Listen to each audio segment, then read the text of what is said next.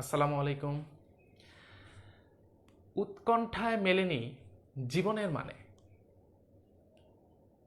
চর্চায় মেলে সফলতা, তা অনেকেই জানে। সুপ্রিয় শিক্ষার্থী এবং আমার সকল প্রকারের শুভাকাঙ্ক্ষী, আমার শিক্ষক, আমার সহকর্মী, আমার বন্ধু, যারা আজকের এই লাইভ ক্লাসটি দেখছেন, সবাইকে, এবং শিক্ষার্থী তোমরা যারা দেখছো সবাইকে রমজান মাসের শুভেচ্ছা। এবং আমি আবারও বলছি, রমজান মাসের যে করণীয়গুলো, যে আমলগুলো আমাদের থাকে, সেগুলো যাতে আমরা সঠিকভাবে করতে পারি, সেই প্রত্যাশা কামনা করি, দোয়া করি সবার জন্যে। ওকে শিক্ষার্থীরা, আজকে আবারও একটি লাইভ ক্লাস। তোমরা খুব দ্রুতই আসলে লাইভ ক্লাসটিতে জয়েন করো। ক্লাসটি তোমাদের জন্য, তোমরা জয়েন করলে আসলে আমরা ক্লাসটা শুরু করতে পারি। শিক্ষার্থীরা চলো এবার আমি নিজে একটু তোমার কিশোর বাতায়নের এই আজকের যে লাইভ ক্লাসটি সেটি শেয়ার করার চেষ্টা করি। আমার সাথে সাথে শিক্ষার্থী বন্ধুরা তোমরা সবাই কিন্তু এই লাইভ ক্লাসটি শেয়ার করে দিবে। চলো শুরুতেই আমার সাথে সাথে শিক্ষার্থী বন্ধুরা তোমরাও লাইভ ক্লাসটি শেয়ার করে দাও। আমি লাইভ ক্লাসটি শেয়ার করে দিচ্ছি।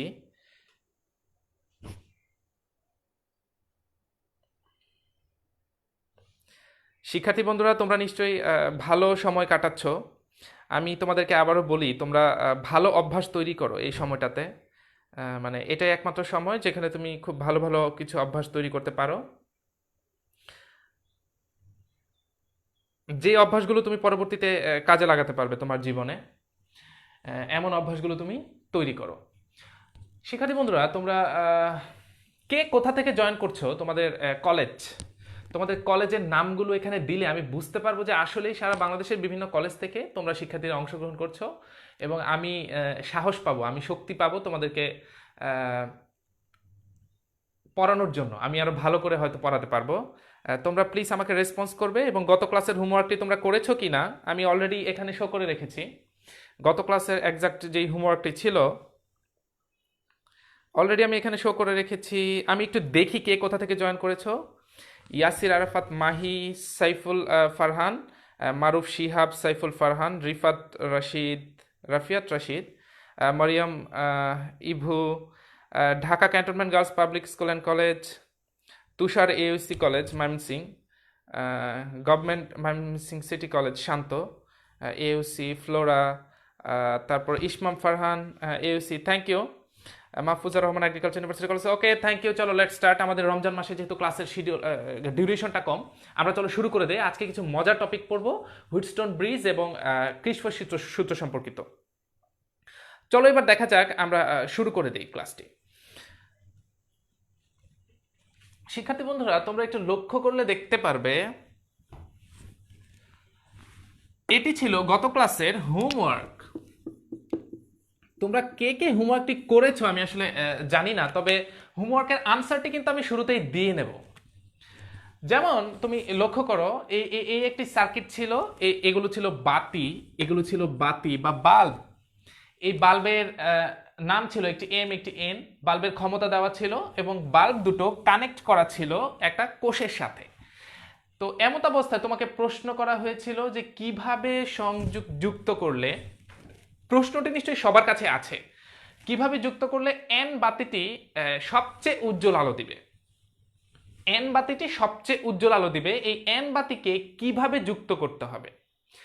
আমরা জানি যে দুভাবে যুক্ত করা যায়, একটা শ্রেণীতে একটা প্যারালালে। একটু দেখো, আমি সলিউশনটি করে রেখেছি যাতে খুব শর্টকাটলি আমি এটা থেকে বিদায় নিতে পারি, নতুন টপিকে চলে যেতে পারি।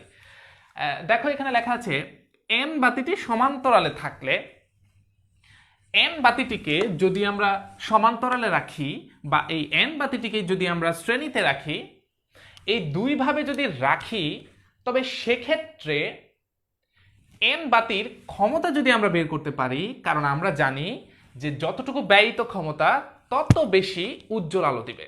নর্মালি বাস্তব জীবনেও দেখি আমরা যার ক্ষমতা বেশি সে প্রভাব বেশি খাটাতে পারে। তো এখানেও সেম, যার ক্ষমতা বেশি তার তোমার দেখা যাবে সে বেশি উজ্জ্বল আলো দিবে।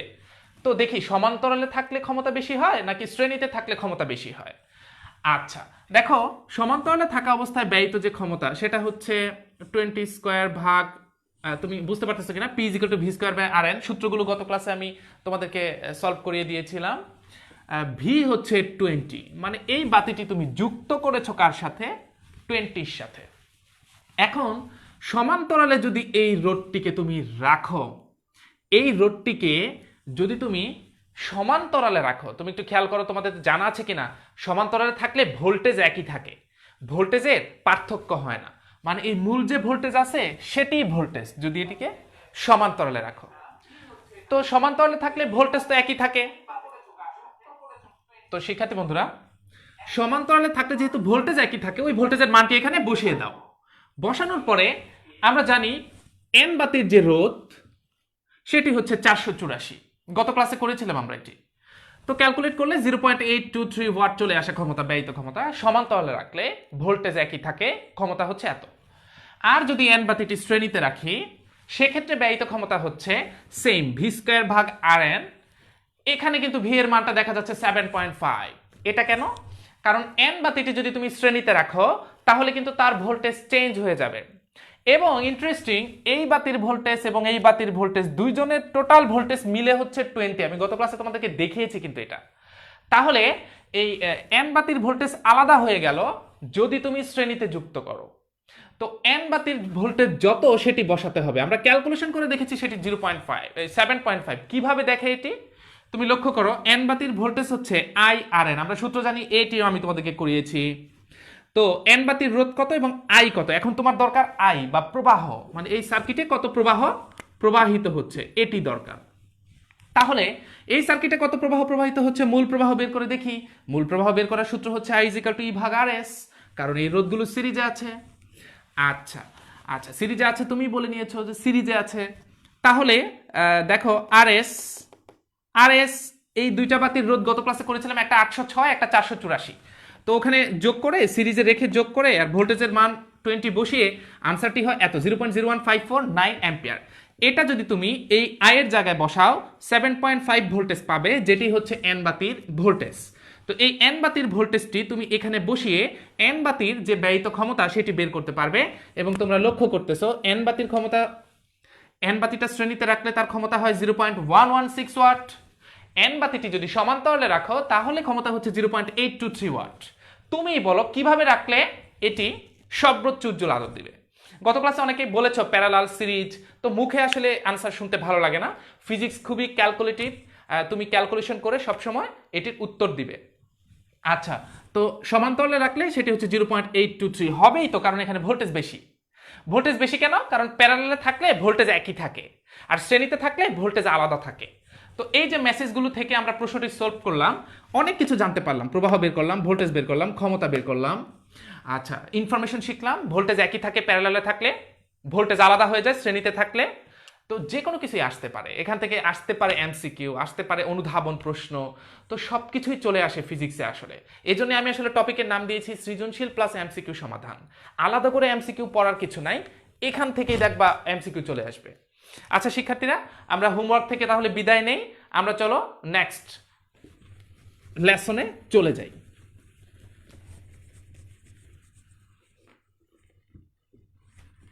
তোমরা আমার সাথে খাতা কলম নিয়ে বসে পড়ো।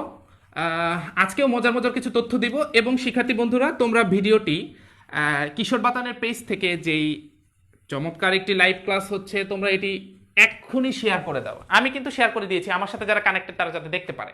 তো তুমিও শেয়ার করে দাও যাতে দ্রুত সবাই এটি দেখতে পারে। এবং কোথা থেকে তোমরা জয়েন করেছো আমাকে জানাও। আমি একটু দেখে নেই শিক্ষার্থী বন্ধুরা। ইতিমধ্যে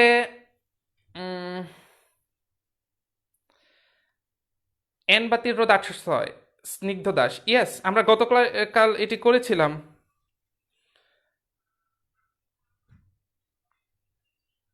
হ্যাঁ শিক্ষার্থী বন্ধুরা, তোমরা অনেকেই এসেছো লাইভ ক্লাসটিতে। চলো আমরা নেক্সট লেসনে চলে যাই। নেক্সট লেসনটি হচ্ছে, আমি মুখে বলবো না, তোমরাই বলবে আসলে আমি কোথায় যাচ্ছি। একটু দেখো শিক্ষার্থী বন্ধুরা, তোমার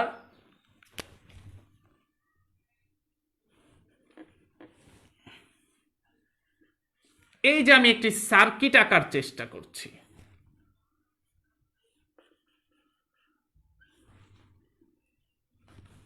তোমরা নিশ্চয়ই অনেকে দেখে হয়তো বা ভয় পেয়ে থাকবে, আবার অনেকে খুব খুশি হচ্ছ যে এটি তো হুইটস্টোন ব্রিজ। তো দুই মতাদর্শের স্টুডেন্টে আসলে আছো সম্ভবত, যে কারো ভালো লাগছে কারো ভয় লাগছে। আচ্ছা, তোমাদের দুজনকে বলবো, যারা এটি সম্পর্কে জানো তারা আবার দেখবে, তোমাদের আরেকটু চর্চা হবে। আমি পড়ার শুরুতেই বলেছি চর্চায় মেলে সফলতা, তা অনেকেই জানে। আর যারা পারো না তারা দেখে নাও, যাতে এটি সুন্দর করে বুঝতে পারো। তো আমি এই যেটি এঁকেছি এটির নাম নাকি হুইটস্টোন ব্রিজ, তোমরা অনেকেই সেটি জানো। এটির নাম নাকি হুইটস্টোন ব্রিজ। তো এখন এই যে মাঝখানে এটা গ্যালভানোমিটার, এটা হচ্ছে একটা কোষ। তারপর শিক্ষার্থী বন্ধুরা এখানে ভ্যালুগুলোকে আমি দিয়ে দেই। যেমন মনে করো এটা হচ্ছে P is equal to 2 ohm, P Q 4 ohm, P Q R S. তোমরা জানো হুইটস্টোন ব্রিজে ধারাবাহিকভাবে 4টি রোধ থাকে। আর ইজ ইকাল টু হচ্ছে 3, এস ইজ ইকাল টু হচ্ছে 9 ওহম। তো শিক্ষার্থী বন্ধুরা P is equal to 2 ohm, P Q R S. তো হুইটস্টোন ব্রিজ কি এবং এটার বেসিকটা কি, আসলে এটা নিয়ে আজকের পর থেকে যাতে কোনো প্রবলেম না থাকে। এটি দেখতে একটি ব্রিজের মতন, তাই আসলে এটির নাম হুইটস্টোন ব্রিজ। আচ্ছা, তো এখন তোমার এখানে ধারাবাহিকভাবে 4টি রোধ থাকে, একটি হচ্ছে পি, একটি হচ্ছে কিউ, একটি হচ্ছে আর, একটি হচ্ছে এস। প্রথম বাহুর রোধ, দ্বিতীয় বাহুর রোধ, নট তৃতীয় বাহুর রোধ। তৃতীয় বাহুর রোধ হচ্ছে এটি, চতুর্থ বাহুর রোধ হচ্ছে এটি। First, second, third, fourth. First, second, third, fourth. এখন এখান থেকে এখানে বেসিকটা কি আসলে? এখানে বেসিকটা হচ্ছে হুইটস্টোন ব্রিজের ভারসাম্য নীতি। হুইটস্টোন ব্রিজের ভারসাম্য নীতি, হুইটস্টোন ব্রিজের সাম্যাবস্থা নীতি। এগুলা কি? হুইটস্টোন ব্রিজটা নাকি, আমি ধরো এখানে যদি একটি চাবি দিয়ে দেই, চাবি বা কি, তোমরা জানো বর্তনীতে চাবি থাকে। তো হুইটস্টোন ব্রিজের ভারসাম্য নীতি বা সাম্যাবস্থা নীতি, এগুলো আবার কি? হুইটস্টোন ব্রিজটি নাকি সাম্যাবস্থায় থাকবে তখনই যখন আইজি ইজ ইকাল টু 0 হবে। মানে এই গ্যালভানোমিটারের মধ্যে দিয়ে যে প্রবাহ সেটাকে বলে আইজি, মানে গ্যালভানোমিটারের কারেন্ট। এই গ্যালভানোমিটারের কারেন্ট যদি 0 হয়, এদিক দিয়ে যদি কোনো কারেন্ট প্রবেশ না করে, তাহলে বলা হয় হুইটস্টোন ব্রিজটি ব্যালেন্সড আছে, মানে সাম্যাবস্থায় আছে। তো তোমরা একটু দেখো হুইটস্টোন ব্রিজ হইতে আসলে কি কি লাগবে। ব্রিজ হইতে যে কোনো দুইটা রোধের সংযোগস্থলের মাঝে একটা কোষ এবং অপর দুইটা রোধের, এই যে অপর দুইটা রোধ, এদের সংযোগস্থলের মাঝে একটা গ্যালভানোমিটার থাকলেই চলবে। তো হুইটস্টোন ব্রিজটি কখন ভারসাম্য অবস্থায় থাকবে বা কখন সাম্য অবস্থায় থাকবে? যখন আইজি ইজ ইকাল টু 0 হবে, মানে গ্যালভানোমিটারের মধ্যে দিয়ে যখন কোনো কারেন্ট যাবে না, মানে আইজির মান 0 হবে। তো এই সাম্যাবস্থার নীতিটি কি, বা এটির কি কোনো লজিক আছে? হ্যাঁ, এটির লজিকটি হচ্ছে পি ভাগ কিউ সমান আর ভাগ এস। এটি হচ্ছে হুইটস্টোন ব্রিজের সাম্যাবস্থা নীতি। তো তোমরা হুইটস্টোন ব্রিজের ভারসাম্য নীতি বা সাম্যাবস্থা নীতি হচ্ছে এটি। অবশ্যই কিন্তু আইজি ইজ ইকাল টু 0 হলে এটি সম্ভব। তো একটু দেখো এই হুইটস্টোন ব্রিজটি কি সাম্যাবস্থায় আছে কিনা, আমাকে একটু দ্রুত তোমরা জানাতে পারো যে হুইটস্টোন ব্রিজটি কি সাম্যাবস্থায় আছে কিনা। একদমই ঠিক 30 সেকেন্ডসের মধ্যে তোমরা এটি শেষ করবে। এই হুইটস্টোন ব্রিজটি কি সাম্যাবস্থায় আছে কিনা। তুমি এক কাজ করতে পারো, পি এর মান বসিয়ে দেখতে পারো, কিউ এর মান বসিয়ে দেখতে পারো, আর এর মান বসিয়ে দেখতে পারো, এস এর মান বসিয়ে দেখতে পারো। দেখে আমাকে এখনই জানাও যে হুইটস্টোন ব্রিজটি কি সাম্যাবস্থায় আছে নাকি নেই। জয়ন্তী রয় খুব দ্রুত আনসার দিয়ে ফেলেছো যে আছে। হুইটস্টোন ব্রিজটি সাম্যাবস্থায় আছে তুমি বলছো। আচ্ছা ঠিক আছে, আমি দেখছি। হুইটস্টোন ব্রিজটি সাম্যাবস্থায় আছে, খুব সম্ভবত এটি সঠিক উত্তরটি হয়নি শিক্ষার্থী বন্ধুরা। আমি তবুও দেখছি। নো স্যার, ইসমাম না, মুহিত খান নেই, খুব চমৎকার, মরিয়ম ইভু আছে, মুম তাহনা, ইয়েস ইয়েস, অনেকে ইয়েস বলছো অনেকে না বলছো। লিয়া ঘোষ আছে, ঠিক আছে। হাসিব হোসেন নো। আচ্ছা ঠিক আছে, দেখছি শিক্ষার্থী বন্ধুরা এটি আসলে কি অবস্থায় আছে। এটি সাম্যাবস্থায় নেই, তুমি পি এর মান বসাও কত 2, তুমি কিউ এর মান বসাও 4, তুমি আর এর মান বসাও 3, তুমি এস এর মান বসাও 9। তাহলে একটু ক্যালকুলেট করে দেখো, এটার আনসার যায় এটার আনসার তা না। তার মানে গ্যালভানোমিটারের মধ্যে দিয়ে কারেন্ট যায়, মানে আইজির একটা ভ্যালু আছে। তবে অবশ্যই চাবিটা বন্ধ থাকতে হবে, কারণ চাবি বন্ধ থাকলে কারেন্ট যাতায়াত করে, চাবি খুলে দিলে কিন্তু কারেন্ট আর যায় না, কারণ সংযোগী যে নাই। তাহলে তোমরা বুঝতে পারতেছো যে হুইস্টন ব্রিজটি যদি চাবি বন্ধ করে দেই, তাহলে হুইস্টন ব্রিজের মধ্যে আইজির ভ্যালু আছে, এদিক দিয়ে কারেন্ট যাবে, এটি সাম্যাবস্থায় নাই। তাহলে আমরা একটা কাজ করতে পারি। কোথায় সমস্যা, কয় নাম্বার রোধে সমস্যা শিক্ষার্থী বন্ধুরা? তোমরা নিশ্চয়ই বুঝতে পারতেছো 1 2 3, এখানে 2 4, কোথায় সমস্যা এটি খুঁজে বের করার জন্য আমি তোমাদের কাছে একটি প্রশ্ন ছুড়ে দেই, তোমরা আমাকে সেটির উত্তর দিবে। তো চলো আমি তোমাকে প্রশ্নটি একটু ভিন্নভাবে করার চেষ্টা করি, যে চাবি বন্ধ করলে দ্রুত আমার সাথে উত্তর দিতে হবে, কারণ বেশ কয়েকটি জিনিস আমাদেরকে স্পষ্ট করতে হবে। চাবি বন্ধ করলে চতুর্থ বাহুতে কত রোধ কিভাবে যুক্ত করলে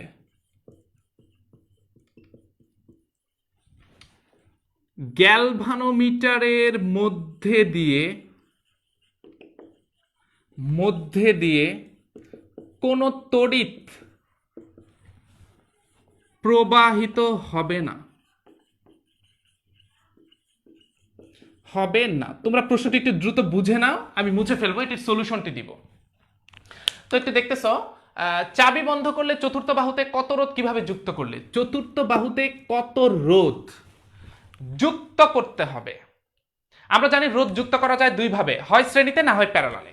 চতুর্থ বাহুতে কত রোধ কিভাবে যুক্ত করলে গ্যালভানোমিটারের মধ্যে দিয়ে কোনো তড়িৎ প্রবাহিত হবে না। এখানে কত রোধ যুক্ত করলে গ্যালভানোমিটারের মধ্যে দিয়ে তড়িৎ প্রবাহিত হবে না, দ্যাট মিন্স ব্রিজটা সাম্যাবস্থায় থাকবে।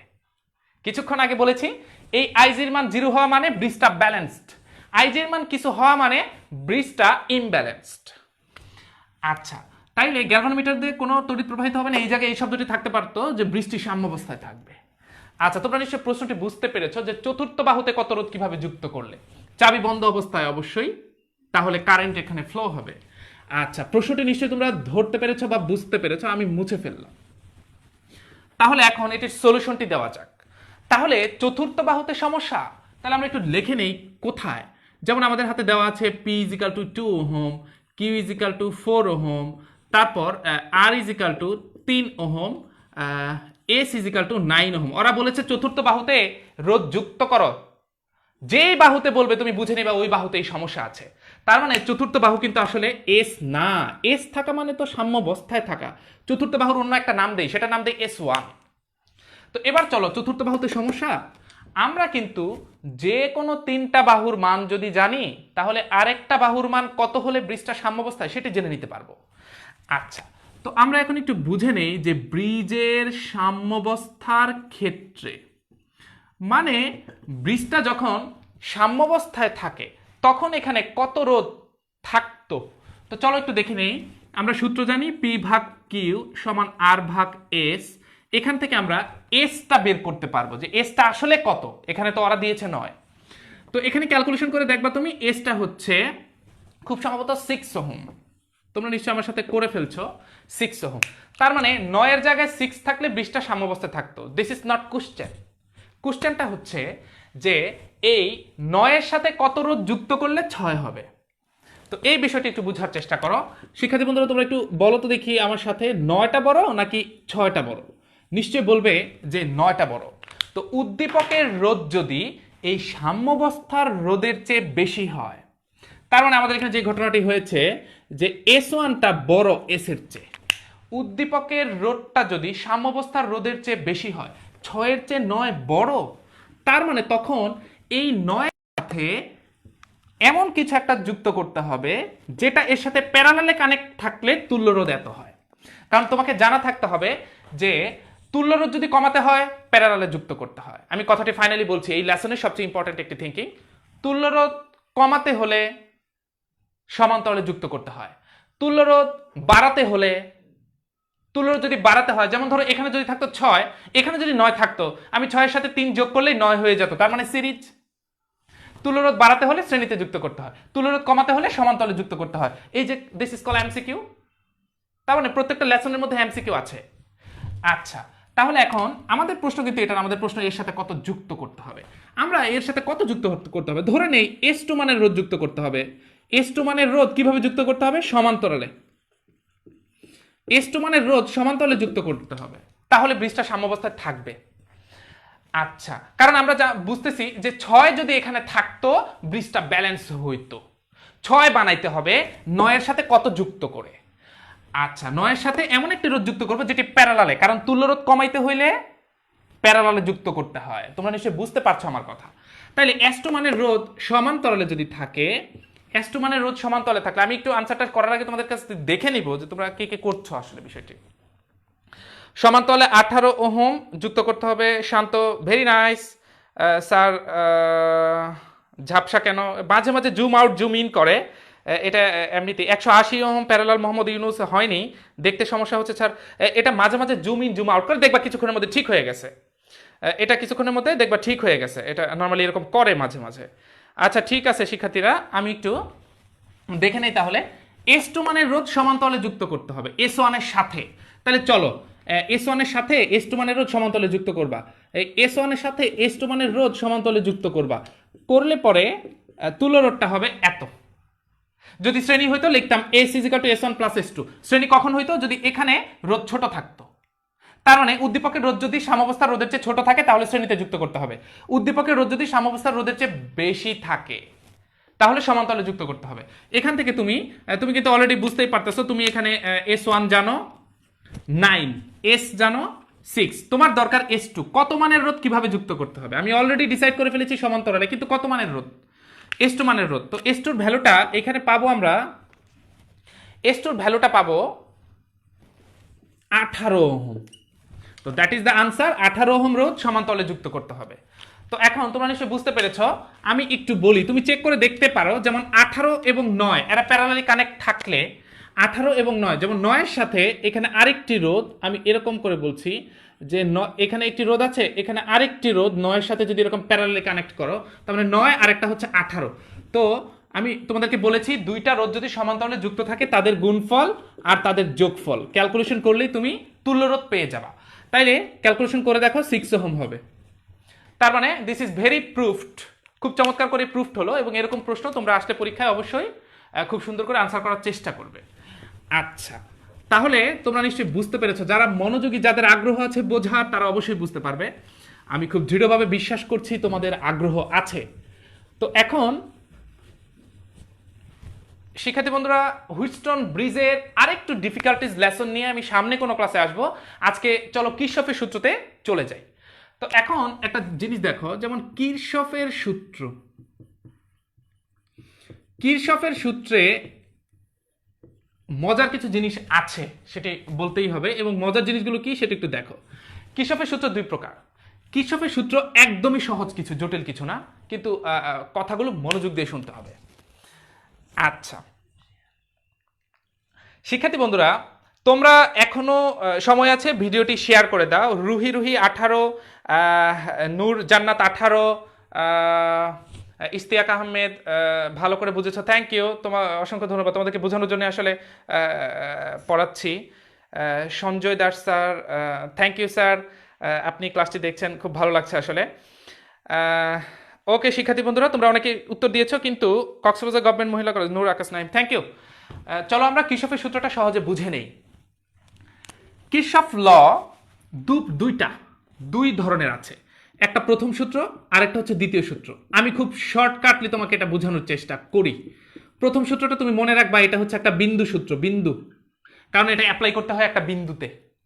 দ্বিতীয় সূত্র মনে রাখবা তুমি, এটা হচ্ছে একটা লুপ সূত্র, লুপ মানে এটা, বা আবদ্ধ বর্তনী সূত্র, মানে এটা অ্যাপ্লাই করতে হয় কোনো একটা আবদ্ধ বর্তনীতে, এটা অ্যাপ্লাই করতে হয় কোনো একটা আবদ্ধ বর্তনীতে। তাহলে প্রথম সূত্রটা বিন্দু সূত্র, খুবই সহজ করে বোঝার জন্য। আর দ্বিতীয় সূত্রটা লুপ সূত্র, বাংলায় হচ্ছে আবদ্ধ বর্তনী সূত্র। লুপ, কোনো একটা লুপে এটাকে অ্যাপ্লাই করবা। তাইলে কির্চফের প্রথম সূত্র মনে রাখবা বিন্দু সূত্র, মানে বিন্দুতে অ্যাপ্লাই করতে হয়। দ্বিতীয় সূত্র মনে রাখবা লুপ সূত্র, লুপে অ্যাপ্লাই করতে হয়। তাহলে এবার প্রথম সূত্র তুমি কোথায় অ্যাপ্লাই করবা? আরেকটা জিনিস মনে রাখবা, প্রথম সূত্র প্রবাহ নিয়ে, দ্বিতীয় সূত্র ভোল্টেজ নিয়ে অনেক টেকনিক্যালি পড়াশোনা করা যায় সহজ করে। তুমি আমার চেয়ে সহজ করে তুমি নিজে কোনো বুদ্ধি বের করে পড়তে পারো। তো তুমি যদি কখনো মজা করে পড়ো, তোমার কাছে ভালো লাগবে, দেখবা পড়তে ভালো লাগছে। এই জন্য সবসময় মজা করে পড়তে হয়। যেমন আমি রাগবি খেলা বুঝি না, টিভিতে রাগবি খেলা আসলে আমি দেখি না, চ্যানেল চেঞ্জ করে অন্য চ্যানেলে চলে যাই। ক্রিকেট খেলা বুঝি ভালো করে, ক্রিকেট খেলা টিভিতে আসলে ওটা আমি দেখি। তার মানে তুমি যেটা এনজয় করবা, বুঝবা, সেটাই তোমার ভালো লাগবে। তো প্রথম সূত্রটা প্রবাহ সূত্র এবং বিন্দু সূত্র, দ্বিতীয় সূত্রটা ভোল্টেজ সূত্র এবং লুপ সূত্র, এটা মনে রাখতে হবে। তো প্রথম সূত্র কোথায় অ্যাপ্লাই করতে হয়? সহজ করে একদম জাস্ট মেইন বেসিকটা বলছি। প্রথম সূত্র কোন একটা বিন্দুতে অ্যাপ্লাই করবা। মনে করো কোন একটা বিন্দুতে কিছু প্রবাহ আসছে, আবার কিছু প্রবাহ চলে যাচ্ছে। এখান থেকে কিছু প্রবাহ আসছে, কিছু প্রবাহ চলে যাচ্ছে। এই একটা বিন্দু, এখানে কিছু প্রবাহ আসছে, কিছু চলে যাচ্ছে। তো এই মনে করো কে কে আসছে, আমি আমি আমি ধরে নিলাম, ধরো I1 আসছে, I2 আসছে, I3 চলে গেছে, I4 চলে গেছে। তার মানে যেই প্রবাহগুলো আসছে আর যেই প্রবাহগুলো চলে গেছে, এদের সমষ্টি সমান। এটাই হচ্ছে প্রথম সূত্র। আগত প্রবাহ এবং নির্গত প্রবাহ, যেগুলো আসছে এবং যেগুলো চলে গেছে, এদের সমষ্টি সমান। এটাই হচ্ছে কির্চফের প্রথম সূত্র। যেই প্রবাহগুলো আসছে এবং যেগুলো চলে গেছে, এগুলোর সমষ্টি সমান। তোমরা নিশ্চয়ই বুঝতে পেরেছো। দ্বিতীয় সূত্রটা হচ্ছে লুপ সূত্র। দ্বিতীয় সূত্রটা কিভাবে বোঝা যায় সেটা আমি একটু এখানে বলি। দ্বিতীয় সূত্রটা মানে লুপ সূত্র, যেখানে ভোল্টেজ আছে। তোমরা ইতিমধ্যে জানো কিনা ভোল্টেজ কয় রকমের হয় একটা বর্তনীতে? আমার কাছে মনে হয়, যেমন ধরো আমি একটা বর্তনী যদি আঁকি, এখানে একটা বর্তনী যদি আঁকি, আমি কিন্তু খুব মজার একটা কির্চফের সূত্রের তোমাদেরকে হোমওয়ার্ক দেবো, তোমরা নিশ্চয়ই এটি করার চেষ্টা করবে। মনে করো এটা একটা ছোট্ট বর্তনী, এটার নাম হচ্ছে ই, এটার নাম হচ্ছে R1, এটার নাম হচ্ছে R2। আচ্ছা, আমরা ঠিক যেই মুহূর্তে পড়াটার মধ্যে খুব গভীরভাবে প্রবেশ করবো, আমাদের তখনই শেষ করতে হবে। সময় কম তো শিক্ষার্থী, এই জন্য আমি তোমাদের খুব বেশি কমেন্টস পড়তে পাচ্ছি না, আর একটু দ্রুতই পড়ানোর চেষ্টা করছি। আচ্ছা, তাহলে R1 R2, এখন এখানে কি কি ভোল্টেজ হতে পারে? আমরা জানি এখান থেকে আই বের হয়, একটা ভোল্টেজ। এই আই যদি R1 এর মধ্যে দিয়ে যায়, এরা এরা এরা একসাথে হয়ে, আই এবং R1 একসাথে হয়ে সেটা একটা ভোল্টেজ হয়ে যাবে। এই আই যখন R2 এর মধ্যে দিয়ে যাবে, সেটা একটা ভোল্টেজ হয়ে যাবে। তাহলে এই যে মনে করো আমি সবগুলো ভোল্টেজ লিখলাম, সকল ভোল্টেজের বীজগাণিতিক সমষ্টি 0। অর্থাৎ মনে করো এটা এক রকমের ভোল্টেজ, আই এবং আর গুণ করা, এটা আরেক রকমের ভোল্টেজ। এটাকে পজিটিভ ধরলে এটাকে মাইনাস ধরবা। তো সকল ভোল্টেজের বীজগাণিতিক সমষ্টি 0, এটাই হচ্ছে দ্বিতীয় সূত্র। তো প্রথম সূত্র হচ্ছে কোন একটা বিন্দুতে কিছু প্রবাহ আসবে, কিছু প্রবাহ চলে যাবে, এগুলোর সমষ্টি সমান। দ্বিতীয় সূত্র হচ্ছে সকল ভোল্টেজের বীজগাণিতিক সমষ্টি 0। আবার এখানেও বলা যায় সকল প্রবাহের বীজগাণিতিক সমষ্টি 0, যেগুলো আসছে ওগুলোকে প্লাস ধরলে, যেগুলো চলে গেছে ওগুলো মাইনাস। তারপরের লাইনটা কিন্তু এরকমই হবে, মাইনাস ওয়ালাগুলোকে ওপাশে নিয়ে গেলে এরকমই হবে দেখতে। কির্চফের প্রথম সূত্র বুঝে ফেলেছো, দ্বিতীয় সূত্র বুঝে ফেলেছো। আচ্ছা, এর চেয়ে বেশি কিছু এখানে নাই। এখন আমি খুব চমৎকার একটা সার্কিট দেওয়ার চেষ্টা করছি, তোমরা একটু দেখো, দেখে কিন্তু অবাক হবে না। আচ্ছা, যেমন যেমন একটু খেয়াল করো, আমি একটু দেখি আমার সাথে কেউ আছো কিনা তোমরা। জাকিয়া সুলতানা, 2 রকম ভোল্টেজ হয়, 2 অনেকে উত্তর দিয়ে ফেলো সাথে সাথে, এটা তো খুবই ভালো আসলে, খুবই চমৎকার। রাশিদ, মোহাম্মদ সেলিম পারভেজ স্যার, অসংখ্য ধন্যবাদ, আপনি ক্লাসটি দেখছেন, থ্যাংক ইউ। তোমরা এখনই আমি মজার সার্কিটটি দিব। মজার সার্কিটটি হচ্ছে, তোমরা একটু লক্ষ্য করো, যেমন মজার সার্কিট বলতে দেখে একটু ভয় লাগতে পারে, কিন্তু ভয় কিন্তু পাবে না তোমরা, আমি বলে দিচ্ছি। যেমন এটি হচ্ছে, এখানে ধরো 2টি রোধ আছে, 1টি 2টি। আচ্ছা, তারপর এক্সাক্ট আমি সোজা চলে যাই, তারপর এখানে একটি রোধ দিয়ে এখানে একটি ভোল্টেজ দেই,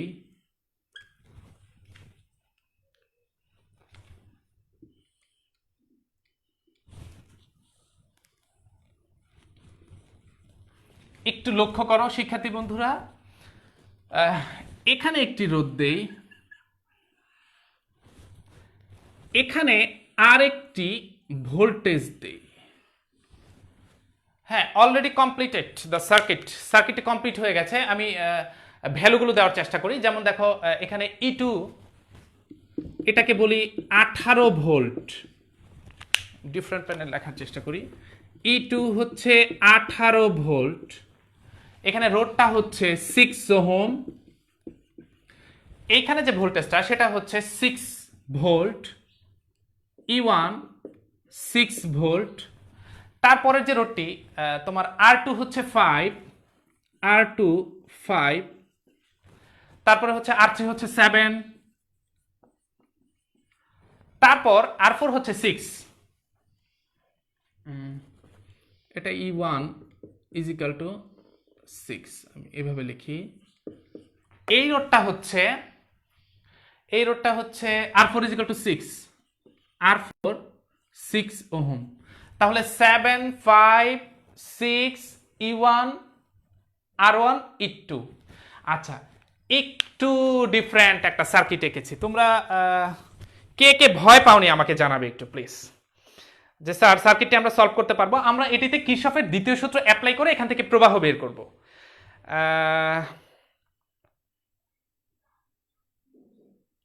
রাফিয়াদ রাশিদ, স্যার আমার কমেন্ট পড়ে না। এই তো পড়লাম তোমার কমেন্ট। আমি যে প্রশ্নগুলো করি সেগুলোর উত্তর দেওয়ার চেষ্টা করবে, আমি পড়বো। সুপ্রিয় শিক্ষার্থী, স্ক্রিনটি একটু ঝাপসা দেখা যাচ্ছে, তো ঠিক হয়ে যাবে। মাঝে মাঝে স্ক্রিনে এরকম করে, জুম ইন জুম আউট করলে ঠিক হয়ে যাবে। আমি একটু দেখার চেষ্টা করছি, একটু, হ্যাঁ ঠিক হয়ে গেছে। তো মাঝে মাঝে এরকম জুম ইন জুম আউট করে শিক্ষার্থী বন্ধুরা।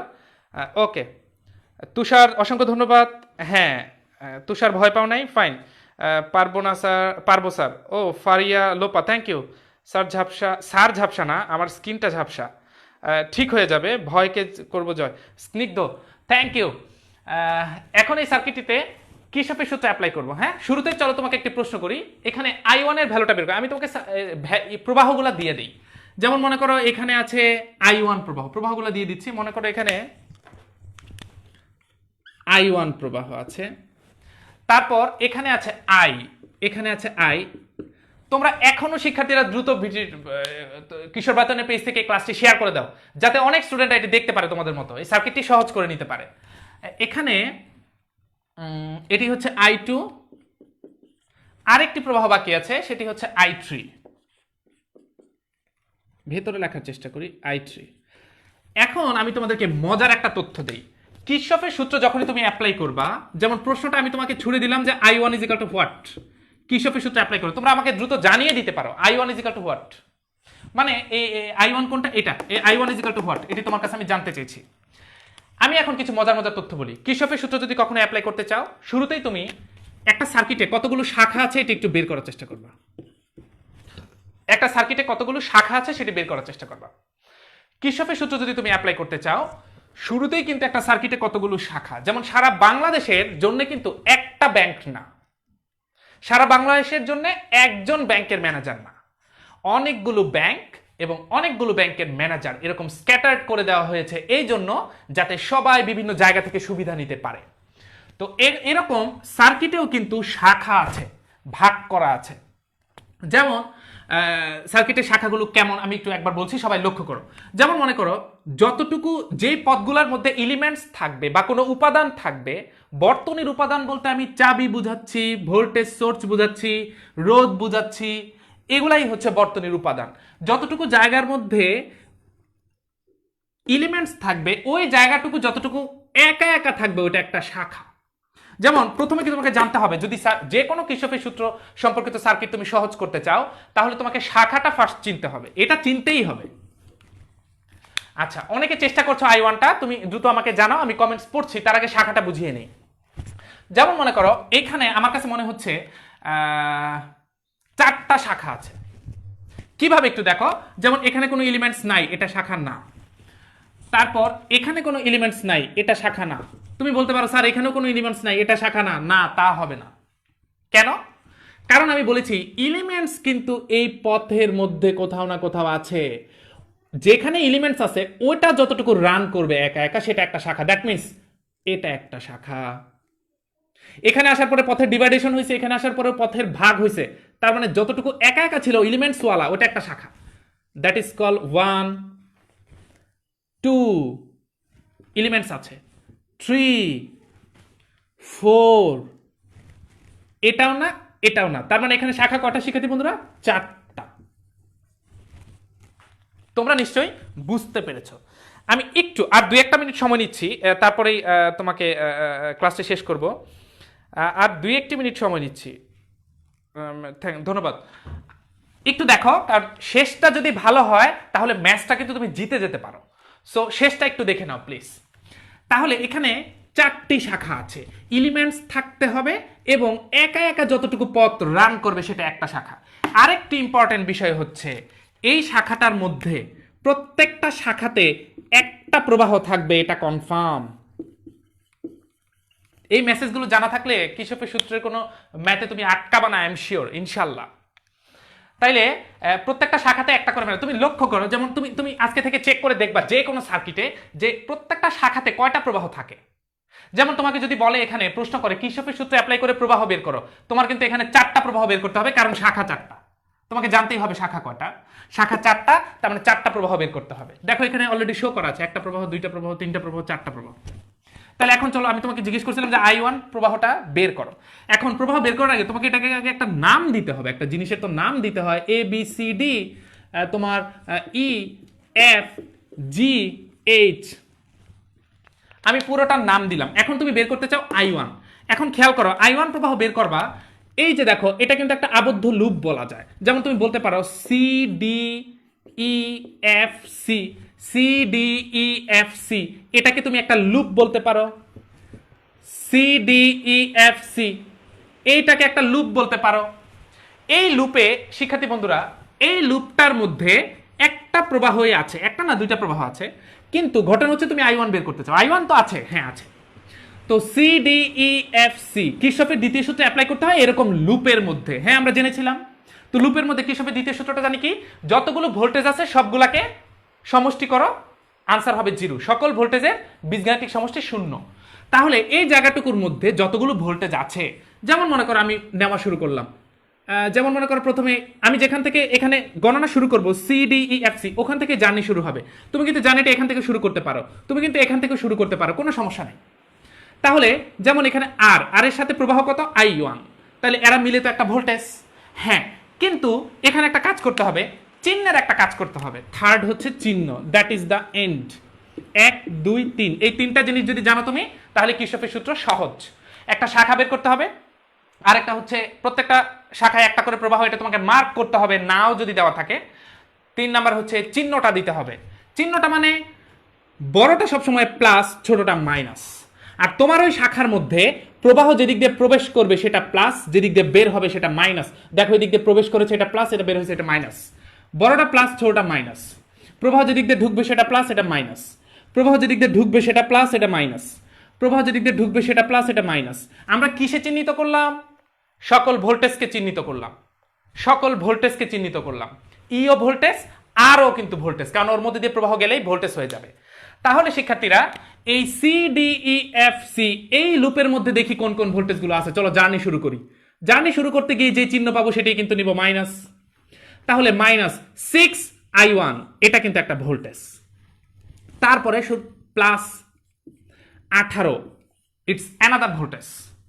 তারপরে যেই চিহ্ন পড়বে সেটাই নিব, +6। তাহলে আমরা দেখছি যে এত ইজিক্যাল টু 0, সকল ভোল্টেজের বীজগাণিতিক সমষ্টি 0। আমি তোমাদেরকে এই কথাটি বলেছি। তাহলে সকল ভোল্টেজ নিয়েছি, বীজগাণিতিক সমষ্টি 0, চিহ্ন যেটা পড়বে সেটাই নিবা। প্রবাহ যেদিক দিয়ে প্রবেশ করবে সেটা প্লাস, রোধের ক্ষেত্রে বাকিটা মাইনাস, আর ভোল্টেজের ক্ষেত্রে বড়টা প্লাস, ছোটটা মাইনাস। এখন তুমি এখানে ক্যালকুলেশন করো যে -6I1 ইজিক্যাল টু হচ্ছে 18 6 হচ্ছে তোমার 24, ওপাশে চলে গেল, মাইনাস করে চলে গেল। তাহলে I1 ইজিক্যাল টু আমরা বলতে পারি মাইনাস মাইনাস কেটে গেছে, 24/6, তার মানে 4 বলতে পারো, 4 6 24, তার মানে 4 অ্যাম্পিয়ার। তোমরা নিশ্চয়ই বুঝতে পেরেছো যে I1 হচ্ছে 4 হয়ে গেছে। কিন্তু এখন ঠিক একইভাবে আমি যদি তোমাকে জিজ্ঞেস করি যে তুমি I2 বের করো, I2 বের করো, আমি যদি তোমাকে বলি I3 বের করো, হ্যাঁ তুমি লুপ নিয়ে নিবা, A B G H A, এই লুপে ক্যালকুলেট করে বের করতে পারবা। তুমি আই বের করবা, আই বের করার জন্য তুমি ঠিক একইভাবে লুপ নিবা, নিয়ে বের করতে পারবা। তার মানে এই সার্কিট থেকে আমি তোমাকে আবারও কাজ দিয়ে সলিউশন হবে, সেই কাজটি হচ্ছে এই সার্কিট থেকে তুমি বাকি সবগুলো প্রবাহ বের করবা। আই, I2, I3, এই ঠিক আমি যেভাবে দেখালাম সেভাবেই। আমি ফাইনালি দ্রুত একটু বলে নিচ্ছি। শাখা বের করতে হবে, চিহ্ন দিতে হবে, প্রবাহ মার্ক করতে হবে, তারপর কিরশফের দ্বিতীয় সূত্র প্রথম সূত্র ফেলে ক্যালকুলেট করলেই যে কোনো সার্কিট থেকে প্রবাহ বের করা যাবে। This is the homework. Circuit হচ্ছে এটা, প্রবাহ হচ্ছে এই তিনটা, এগুলো তোমরা বের করে আনবা ইনশাল্লাহ। তো শিক্ষার্থী বন্ধুরা, ফাইনালি আসলে অনেক কম সময় থাকাতে তোমাদেরকে অসংখ্য ধন্যবাদ।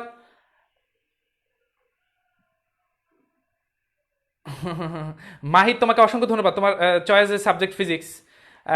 সময় অনেক বেশি হয়ে গেছে, তোমরা অনেকেই ক্লাস করেছো আমার সাথে, তোমাদেরকে অসংখ্য ধন্যবাদ। আরও সামনের ক্লাসে ইনশাল্লাহ হুইটস্টোন ব্রিজ আর কিরশফের সূত্র যেহেতু আমরা বুঝে ফেলেছি, এখন জটিল কিছু নিয়ে আমরা আলোচনা করতে পারবো। তোমরা অনেক ভালো থাকো, এই হোমওয়ার্কটি নিশ্চয়ই করবে। সামনের ক্লাসেও চেষ্টা করবো এই সার্কিটটি এঁকে রেখে হোমওয়ার্কটি শুরুতেই শো করার জন্য। তোমরা অনেক ভালো থাকবে, তোমাদেরকে অসংখ্য ধন্যবাদ, বেস্ট অফ লাক।